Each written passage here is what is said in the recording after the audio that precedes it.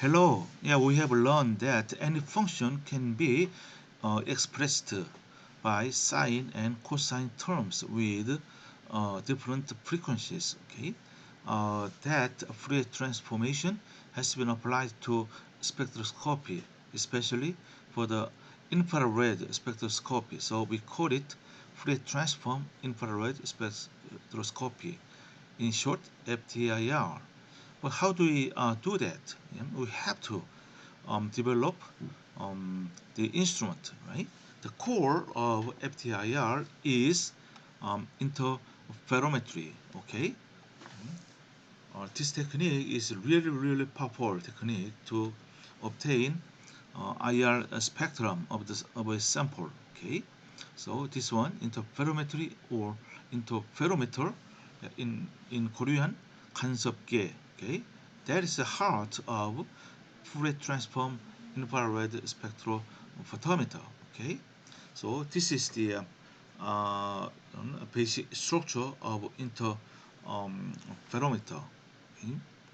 Where the essential parts are beam splitter here at the center of this interferometer is beam splitter and two mirrors here on this side and this side. And this one is a stationary mirror that is fixed. Okay, this mirror is not moving. Okay, but this mirror is moving. Yeah? It's called a moving mirror. It moves back and forth. Yeah? The small distance. All right. And here's the detector. Of course, you need a light source here. Okay? This interferometer is very famous. Do you know who invented this interferometer? Okay, you know the Michelson. Okay, in the Albert Michelson is the first Nobel Prize winner in physics in America. Okay, he was a physicist. Okay, he is very famous for inventing interferometer. His purpose was to measure the light speed and to prove there is a ether, yeah, in space.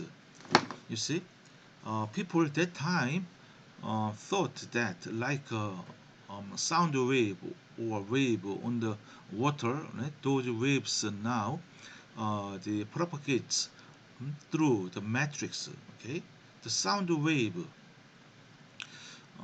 propagates through the air. Now you know air is not empty. Yeah? Air is filled with yeah, it's air, right? Nitrogen mostly and oxygen gases, right? And so without the air, so in vacuum, in, uh, although we say something, that cannot be propagated to other people, okay? Because there is no air, right? There is no matrix, okay? On water, if you drop a stone and then it makes a wave and then it propagates through the water. Okay, now the water is the matrix for the wave propagation. Likewise, people thought the light is propagates through the space. You know the we see the stars because the light from stars now travels a long distance and reaches our eyes, right? But the space is empty, right? But anyway, we see the stars, right? So people thought, although the space looks like an empty, but there is a uh, the unseen matrix called ether. Okay, so the detecting the ether was very important in the at the end of 19th and at the beginning of 20th century. So Michelson, he invented this Michelson interferometer, right, to detect the ether and to measure the exactly the speed of light.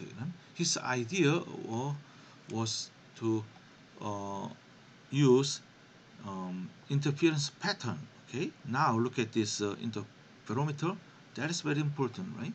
Light comes from this light source and it moves, for example, toward the right side, and then at this beam splitter, beam splitter now split the beams. The sum of beam now reflected toward the upward, okay, and some beam, maybe about the half of the beam now transmit, okay.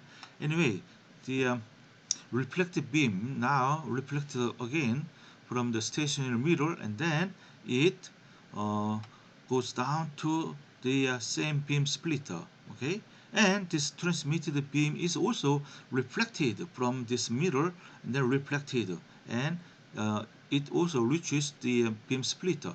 At this point of beam splitter, okay, two reflected beams now interfere, okay, and then it reflected or transmitted, yeah, after interference, and then it it is detected uh, by this detector, okay, and then uh, by by seeing this interference pattern, so you can see whether the there is ether or not, okay. But Michelson at the time was convinced that the ether was present, okay. But now core is that you move, back and forth, this moving mirror, okay. This is fixed mirror, stationary mirror, and this mirror is moving, okay. Now moves toward right and then back to the original position like that, okay, moving mirror. And then this moving distance, um, we can precisely control this moving distance, okay. And then this delta is called retardation, okay, retardation. And then by this one, now delta is 0, so there is no retardation. And then if you can move the mirror by the one half of the wavelength, very short distance, okay, like that. And so by moving this one, this moving mirror, and then the reflected beam, uh, and this is the reflected beam from the stationary mirror. The interference pattern changes. Okay, so this is the interference pattern detected at this detector. By observing this interference pattern, okay, and then Michelson thought that um, I can tell the presence of ether and then its speed. Okay, he did this experiment many times. Okay, then he changed this interferometer direction. Okay, with respect to Earth's orbiting around the sun. Yeah, he thought that Earth now is moving around the sun, and then the light, the speed. In other words, this interference pattern now depends on the Earth's what direction. Okay, you see the when uh, this beam direction is parallel to Earth's orbiting direction, and then maybe the interference pattern is different, yeah, from when the Earth's direction is not parallel to the this light direction. But surprisingly enough, he didn't observe any changes in interference pattern. Okay, actually he observed very little change, but that change was within the experimental error, right? He improved his interferometer, and then he did many experiments. Not only he, but many other people after Michelson invented very the precise interferometer. And then they tried to observe the changes in interference pattern, but they failed. They completely failed. But the failure is very famous. And then the conclusion was that there is no ether or something like that. Okay, in space there is nothing. You know, just simply the light can pass through the um, the space.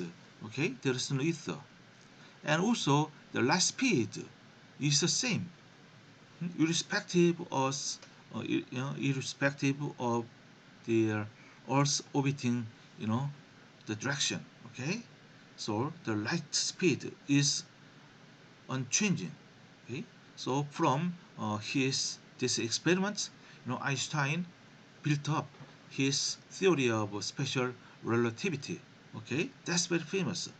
If you want the story, you just look up, find through the internet. Okay, and then you will see many information. Yeah. Anyway, that's very important experiment.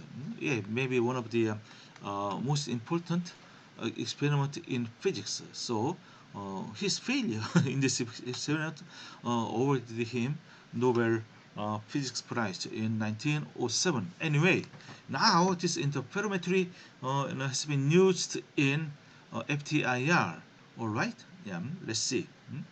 So the idea is that to observe this uh, interference pattern by moving this mirror back and forth. Maybe back and forth at one time takes about 1 second. Okay, and then idea is to insert your sample here at this position. Okay, now this interference, uh, the pattern now goes through this sample. Okay, and then sample also affects the interference pattern. So by analyzing the this interference pattern at the detector, now inversely we could what infer the sample the spectrum. That's the IR spectrum. Okay, yeah, that's the basic idea of Fourier transform infrared spectrometry. All right. So important is the interferograms, right? Interferogram is this one. This interference pattern at the detector is called interferogram, right? This is interferogram, right? If nothing is here, and then the interferogram is quite simple. This is just a sine wave or cosine wave. Why very simple? Because there's nothing in between. Yeah? But with the sample in this position, we get very complex interferogram. Okay, and the interferogram is a function of retardation here, delta. Okay? Delta is the difference, path length difference between this light and this light. Okay?